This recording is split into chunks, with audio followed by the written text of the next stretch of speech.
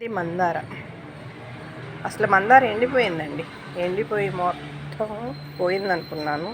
చక్కగా అదే ఎండిపోయింది. మళ్ళీ ఇప్పుడు వర్షానికి బాగా చిగుర్లు పట్టి ఇలా వస్తుంది మందార. ఇది ఎల్లో కలర్ అండి. ఇది ఎల్లో. ఇది ఒంట్రెక్క మందార అండి. ముద్ద మందార అసలు పూర్తిగా ఎండిపోయింది. ఇది ఒంట్రెక్క. మళ్ళీ పెట్టాను ముద్ద మందారకి వస్తుంది. ఇదిగోండి చక్కగా వస్తున్నాయి. పూర్తిగా ఎండిపోయి అస్సలు ఒక్క ఆకు కూడా లేకుండా ఎండిపోయి మొత్తం ఇలా చిగుర్లతో ఇలా వస్తుందమ్మా. ప్రాణం లేచి వచ్చింది అసలు. మళ్ళీ ఎంత పెద్ద చెట్టు అయిపోయిందండి. బోగను ఇంకా మొగ్గులు వస్తూ ఉంటాయి. ఓకే, అదేవిధంగా పారిజాతం కూడా బాగా ఎండిపోయిందండి. ఎండిపోయి అంత ఇదిగో ఇలా ఎండిపోయింది. కానీ ఇదంతాను మళ్ళీ ఎగురొస్తూ ఉంది. నేను ఈ ఆకులన్నీ తుంపి పడేస్తూ ఉంటాను. చక్కగా ఎగురొచ్చేసిందండి. ఇదో పారిజాతం ఎంత బాగుందో చూడండి.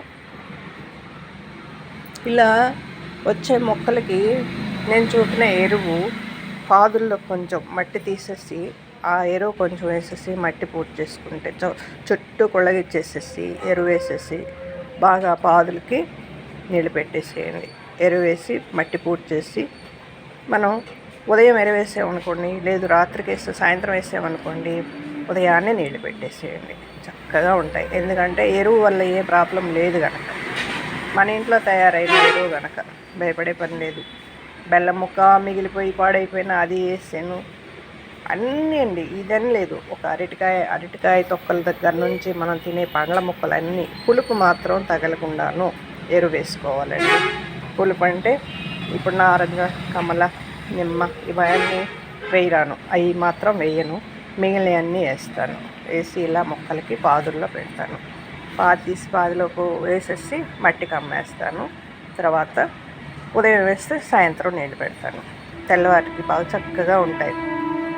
అలా 15 రోజులకు ఒక రోజు ఎరువు వేసుకోవచ్చు. మనం ఇంట్లోనే మనం ఎరువు తయారు చేసుకోవాలండి. బయట కొన్నది కాదు, కానీ ఇంట్లో చేసుకుంటే చాలా బాగుంటుంది. ఆరోగ్యానికి కూడా హెల్త్ పరంగా మంచిది. కూరగాయ మొక్కలకు కూడా అన్నింటిలో కొంచెం కొంచెం పాదుల్లో కొంచెం కొంచెం వేసి ఈసారి వేసేటప్పుడు నేను చూపిస్తాను. తప్పకుండా చేసుకోండి. ఓకే.